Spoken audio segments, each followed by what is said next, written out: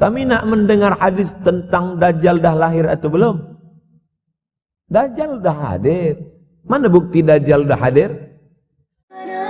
Rabbana ya Rabbana, Rabbana ya Rabbana, Rabbana ya Rabbana, Rabbana ya Rabbana, Rabbana ya Rabbana.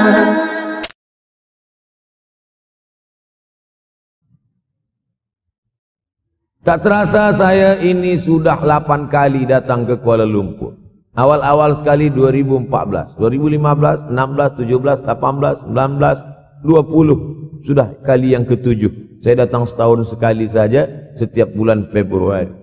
Bulan Februari datang. Rupanya dah yang ke-7 kali. Bulan Februari. Ini saya bagi tahu supaya kita semua faham. Saya datang bulan Februari supaya tak datang balik, datang balik, datang balik, datang balik. Sekali datang dari tarikh 2 hingga 9. Pusing, pusing, pusing, pusing, balik. Rupanya sudah kali ke-7, ke-8 kali datang menyampaikan tazkirah. Tak terasa. Dulu saya datang kemari belajar di UKM tahun 2003. Sekarang sudah 2020. 17 tahun. Tak terasa. Yataqarabuz zaman. Tanda-tanda kiamat, fitnah akhir zaman sudah dekat adalah yataqarabuz zaman, kata Nabi SAW. Waktu tak terasa. Tak terasa. Tak terasa dah engkau dah datang. Tak terasa waktu begitu cepat engkau sudah datang saja nak menagih hutang. Orang berhutang ni pun rupanya tak terasa juga orang datang. Yang memberi pinjaman pula terasa lama betul. Apakah beza antara 5 minit dulu dengan 5 minit sekarang? Sama. Apakah beza antara 24 hours, 24 jam dulu dengan 24 jam zaman Nabi dengan 24 jam zaman sekarang? Sama. Tak ada beza. Mataharinya sama, bulannya sama, buminya sama. Yang berkeliling mengelilingi matahari sama. Apa yang membuat berbeza? Apa yang membuat zaman itu yataqarabuz zaman? Ada hal-hal yang membuat kita sibuk. Dulu tak ada google.com, dulu tak ada Facebook, dulu tak ada Twitter, dulu tak ada BBM, dulu tak ada Instagram. Sekarang waktu habis. Bila kita tanya orang mana yang lebih lama, 5 minit atau 50 minit, semuanya sepakat mengatakan 50 menit lama, 5 menit kejap. Saya tanya 2 kali, pelajar-pelajar, penuntut-penuntut, mana yang lebih lama, 5 menit atau 50 menit? Semuanya berkata 50 menit lebih lama daripada 5 menit. Lepas tu saya balik, mana yang lebih lama? 5 menit menunggu azan maghrib bulan puasa, 50 menit status FB, Instagram. Oh, lebih lama 5 menit menunggu azan maghrib. 5 menit menunggu azan maghrib bulan puasa macam-macam mati jam. 50 menit hilang waktu tak terasa.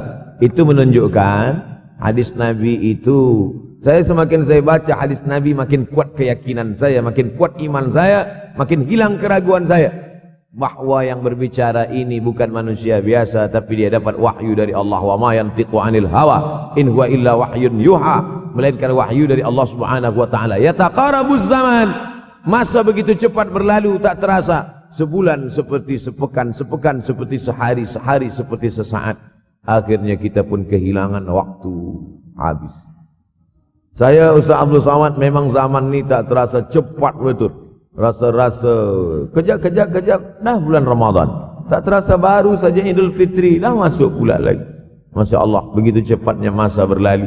Maka jangan sampai kita, semakin saya baca hadis ni semakin kuat keyakinan saya bahwa Nabi Muhammad sallallahu alaihi wasallam mendapat wahyu dari Allah Subhanahu wa taala, semakin kuat keyakinan dan keimanan. Kenapa? Seandainya Nabi berkata zaman nanti di akhir zaman itu semakin cepat, semakin dekat, semakin berlalu tak terasa. Tapi kemudian zaman yang kita lalui tak sama seperti yang dikatakan Nabi. Mungkin datang juga keraguan dalam hati, betulkah ini? Tapi ternyata 1441 tahun lampau, 1440 tahun yang lalu Nabi mengatakan, dan hari ini terbukti zaman begitu cepat berlalu. Masya Allah, tabarakallah. Hari inilah ditemukan internet, hari ini datang television, hari ini datang WhatsApp, hari ini datang yang melalaikan kita daripada Allah Subhanahu wa taala. Sehingga waktu datang sembang-sembang, cerita-cerita, tengok ini, update ini, tulis ini, tengok ini, pandang ini. Habis waktu berlalu. Padahal waktu inilah yang akan ditanya oleh Allah Subhanahu wa taala. 6 kali Allah bersumpah demi waktu. Terbit fajar. Wal fajri wa layalin nashr. Masuk waktu subuh. Was subhi idza tanaffas. Masuk waktu duha. Wad duha wal laili idza saja. Masuk waktu siang. Wan nahari idza tajalla. Masuk waktu asar. Wal asri innal insana lafi khusr. Masuk waktu malam. 2 kali Allah bersumpah demi waktu malam. Wal laili idza saja. Wal laili idza yaghsha. Kenapa hadis ini yang Ustaz bahaskan? Kami nak mendengar hadis tentang Dajjal dah lahir atau belum? Dajjal dah hadir. Mana bukti Dajjal dah hadir? Kurma bisan tidak lagi berbuah. Bila kurma bisan tidak berbuah, Dajjal dah nak datang. Kurma bisan sekarang sudah berkurang, tak berbuah. Lalu kemudian apa lagi? Ain Zuhar, mata air dari Ain Zuhar sudah kering. Sudah kering. Oleh sebab itu, tapi manakala dulu datang Habib Umar bin Hafiz, saya hadir majelis itu, adalah seorang bertanya, Habib, ya, Imam Mahdi dah lahir atau belum? Saya tengok, Habib menjawab, sepertinya dia macam tak suka pertanyaan. Kata dia, kita tak perlu mencari-cari dia dah lahir atau belum, kampung dia di mana, dia lahir di hospital mana, dia tak perlu. Yang perlu kita siapkan adalah iman dan takwa pengetahuan kita, supaya kita jangan sampai terkecoh, supaya kita boleh membezakan mana hak, mana batil, mana betul, mana salah, mana lurus, mana bengkok, mana hitam, mana putih. Sehingga dengan istiqomahnya kita beribadah ini, kita boleh membezakan mana Al-Masih yang original, yang asli, mana Al-Masih Ad-Dajjal. Makanya tadi sebelum salam kita berkata, Allahumma inni a'udzubika min azabi jahannam, wa min azabil qabri, wa min fitnatil mahya wal mamat, wa min syarri fitnatil masihid Dajjal. Membaca, menghafaz 10 ayat di awal surah Al-Kahfi. Siapa yang menghafaz 10 awal ayat, hadis lain mengatakan 10 akhir, 10 awal 10 akhir, elok dua-duanya.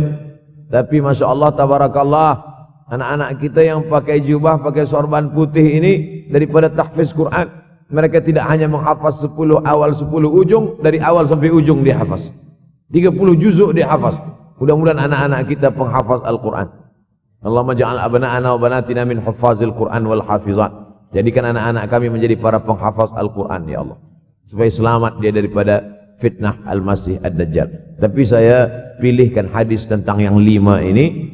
Dengan 5 ini kalau kita amalkan, insya Allah Allah akan selamatkan kita dari fitnah akhir zaman ini. Yang pertama, manfaatkan waktu, kerana waktu di akhir zaman ini yataqarabuz zaman.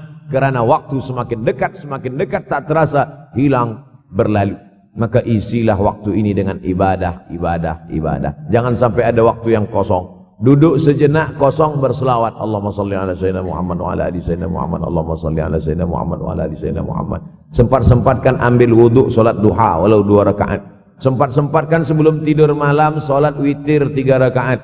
Supaya tidur kita sentiasa dalam wuduk, dan kita sempat salat witir. Andai mati kita malam itu, insyaallah mati dalam keadaan husnul khatimah. Usolli sunnatal witri 3 raka'atin lillahi ta'ala. Nanti malam jaga tidak witir lagi, hanya tahajud saja. Sempat-sempatkan salat tahajud. Elok amat sangat baik salat wuduk 2 rakaat.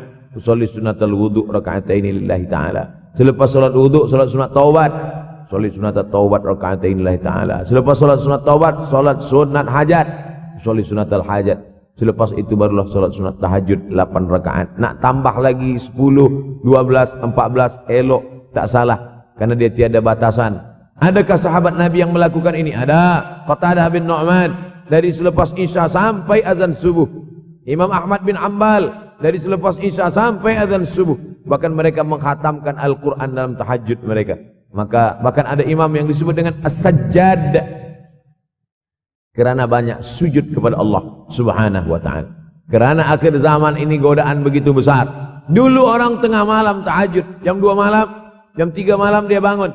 Karena dia membaca hadis sab'atun yudhilluhumullah. Ada 7 golongan yang mendapatkan naungan Allah. Yauma la dhilla illa dhilluh. Hari itu tak ada naungan kecuali naungan Allah. Rajulun, ada seseorang.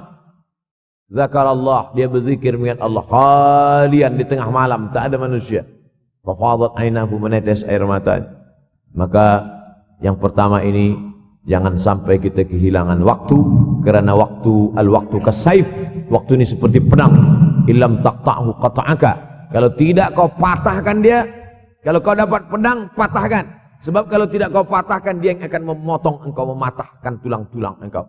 Waktu ini kalau tidak kita manfaatkan, kita akan ditanya tentang waktu kemana saja waktu yang sudah kau pakai. Inna sam'a, pendengaran, wal basar, penglihatan, wal fuad, hati, kullu ulaika kana anhu mas'ula. Semua akan disoal, semua akan diminta tanggung jawab di hadapan Allah. Kemana waktu yang sudah aku bagi dulu engkau pakai? Yang pertama nanti ditanya, la tazulu qadama 'abdin yaumal qiyamah. Kaki anak Adam tidak akan bergeser, tidak akan beralih dari tempat tegaknya pada hari kiamat hatta yus'al, sampai dia disoal, sampai dia ditanya. La tus'alunna yauma idzin 'anin na'im. Banyak yang akan ditanya nanti. Tapi Nabi bagi tahu, di antara yang akan ditanya dari sekian banyak nikmat itu 4. Yang pertama, an umrihi fima afnah. Umur kemana engkau habiskan? Hari ini ada anak-anak muda belia umurnya 17 tahun. 17 tahun habis menghafaz Al-Quran. 17 tahun habis iktikaf dalam masjid. 17 tahun habis berzikir, berjubah, bersorban, mengabdikan ilmu, berkhidmat kepada ulama. 17 tahun habis. Tapi ada pula yang dibalik, 71 tahun habis. Rumah, office, kopi, rumah, office, kopi, rumah, office, kopi, batuk, mati habis. Apa yang dapat kita bawa menghadap Allah SWT? Yang pertama, yataqarabuz zaman. Yang kedua adalah wa yanqusul ilmu. Ilmu semakin berkurang. Kalau sudah ilmu berkurang, apa yang bertambah? Jahil. Kalau ilmu bertambah, jahil berkurang. Kalau ilmu berkurang, jahil bertambah. Mana ada orang jahil cakapnya didengar orang? Saya dulu awal-awal membaca hadis ini. Wa yanqusul ilmu. Ilmu berkurang, jahil bertambah. Rasanya tak mungkin, tak logik, tak masuk akal. Mana ada orang tak berilmu cakap dia didengar? Sekarang baru saya faham. Dulu orang tak berilmu ditinggalkan orang. Sekarang orang tak berilmu, asal dia pandai berbicara, dia akan didengar orang. Bahkan orang jahil pula punya channel. Apa namanya? Jahil.com. Orang jahil punya channel. Banyak pula follower dia daripada follower kita. Banyak pula viewer dia daripada viewer kita. Sebab apa? Sebab yang menyaksikan tiada berilmu, yang berbicara tiada ilmu. Oleh sebab itu maka kita galakkan menuntut ilmu di majlis-majlis ilmu. Untuk apa Abdul Somad sudah berumur 43 tahun pun masih pergi juga lagi ke Sudan belajar? Apa yang nak dicari ini? Tak lain tak bukan, mudah-mudahan kita termasuk orang yang sampai akhir hidupnya mencari ilmu, insyaAllah. Saya datang kemari bukan niat mengajarkan ilmu. Saya datang ke Malaysia tetap niatnya belajar mencari ilmu. Man salaka tariqan, siapa yang melangkahkan kaki melalui suatu jalan, yaltamisu fihi ilman, siapa yang melalui suatu jalan niatnya untuk mencari ilmu, sahalallahu lahu bihi tariqan ilal jannah, dimudahkan Allah jalannya menuju surga. Innallaha la yantazi'ul ilma intiza'an. Innallaha la yanzi'ul ilma intiza'an. Allah kalau mencabut ilmu, bukan macam mencabut pokok kayu dari tanah. La yantazilul ilmu intiza'an. Allah tidak mencabut ilmu macam mencabut pokok kayu dari tanah hingga ke akarnya, tidak. Lalu bagaimana ilmu ini dicabut? Biqabdil ulama. Dengan matinya ulama, maka habislah ilmu. Meninggal Imam Syafi'i, berkurang ilmu. Meninggal Imam Nawawi, berkurang ilmu. Meninggal Imam Fulan, berkurang ilmu. Maka yang hadir adalah al-juhala. Yang lebih menakutkan lagi adalah al-juhala bi thawbil ulama. Orang jahil dengan pakaian ulama. Abdul Somad tidak mengatakan dirinya ulama. Saya selalunya membacakan ayat Quran, membacakan hadis Nabi, menyampaikan fatwa ulama. Tak pernah saya berceramah, bertausiah. Menurut saya, siapa saya? Siapa kita? Syafi'i manusia, saya manusia. Syafi'i boleh berfatwa, saya juga boleh berfatwa. Imam Syafi'i berfatwa, Al-Quran 30 juzuk dalam kepala dia. Kita juzuk 30 pun kadang-kadang hilang. Imam Syafi'i balik dari masjid ke rumah, dia tutup telinga. Datang orang bertanya, Syafi'i, ya, kenapa engkau tutup telinga? Sebab bila aku dengar dari masjid ke rumah, semua yang aku dengar masuk tu semua aku ingat. Aku takut dia ingat di dalam, maka aku tutup. Kita, yang saya sampaikan tadi pun tak ingat. Oh, Ustaz mengejek kami, enggak. Jangankan yang mendengarkan, yang bercakap pun tak ingat. Nasib baik datang orang Jepun mengingatkan kita. Nah, ini, nama dia Sony. Manusia ini lupa. Oleh sebab itu maka yang kedua, akhir zaman, wa yanqusul ilmu, ilmu makin kurang. Maka bersyukur anak-anak yang dimasukkan ke rumah tahfiz. Kalau ada rumah tahfiz di kampung biasa, kalau ada rumah tahfiz di desa, dusun biasa, tapi ada tahfiz di tengah kota besar Kuala Lumpur, masih ada lagi rumah tahfiz Quran. Siapa yang mewakafkan rumah tahfiz? Siapa yang memberikan beras? Siapa yang memberikan duit? Siapa yang memberikan belanja? Siapa yang mengirimkan ustaz? Masya Allah, tabarakallah. Maka ini semua, mudah-mudahan kita istiqamah semuanya insyaAllah. Supaya apa? Supaya lahirlah anak-anak kita yang alim, berilmu. Karena ini makin banyak orang jahil. Al-taw bi ghairi ilmin, memberikan tazkirah, fatwa tanpa ilmu. Dhalla wa adalla, dhallu wa adallu, sesat, menyesatkan. Kalau setakat sesat saja, ini sudahlah sesat, menyesatkan. Na'udzubillah. Masuk yang ketiga. Yang ketiga adalah wa yanqusul ilmu, setelah habisnya ilmu-ilmu ini semua dicabut oleh Allah Subhanahu wa taala, lalu kemudian setelah ilmu dicabut Allah Subhanahu wa taala, wa yulqas syuh. Wa may yuqashuha, sin dengan hak kecil. Wa may yuqashuha nafsihi fa ulaika humul muflihun. Siapa yang selamat daripada sifat syuh, itulah orang yang beruntung. Hayya 'alal falah, mari kita menuju keberuntungan, kemenangan. Siapa orang yang menang? Selamat daripada sifat syuh. Ada orang menerjemahkan syuh ini pelit, bakhil. Bakhil ada yang lebih parah daripada bakhil. Syuh. Bakhil ini, bakhil tidak ingin memberikan uangnya untuk orang lain. Itu bakhil. Dia ada uang 10 ringgit. Uang itu hanya dia makan saja. Dia tak mau walaupun setengah sen kepada orang lain. Itu namanya bakhil. Kalau syuh ini, duit dia simpan, duit orang pula dia makan. Nah, itu syuh. Jadi lebih parah lagi. Oleh sebab itu kalau sudah ilmu ini dicabut, orang menjadi jahil, maka datang penyakit syuh yang ketiga. Apa itu syuh? Hubbud dunya, hubbul mal, wa tuhibbul mala hubban jamma. Engkau sayang kepada harta, amat sangat sayang. Dia pegang semuanya sampai tak meleleh, tak menetes walaupun satu tetes. Akhirnya mereka inilah pendusta-pendusta agama. Ara'aital ladzi yukadzibu biddin. Tahukah kamu siapa itu yang mendustakan agama? Fadzalikal ladzi yad'ul yatim. Mereka itulah yang membiarkan anak yatim. Wala yahuddu ala ta'amil miskin. Dia tidak mempedulikan makanan orang miskin. Sebab apa? Bukan sebab tak ada harta, sebab syuh. Kenapa syuh? Sebab tak ada ilmu. Tak ada ilmu tentang akhirat. Dia pegang, dia simpan, mati, habis. Yang dia bawa hanyalah 1, 2, 3 helai kain kafan saja. Itulah mengapa Sultan Turki, Sultan Muhammad Al-Fatih, Sultan Abdul Hamid. Coba tengok gambar Sultan Muhammad Al-Fatih, Sultan Abdul Hamid Turki dulu.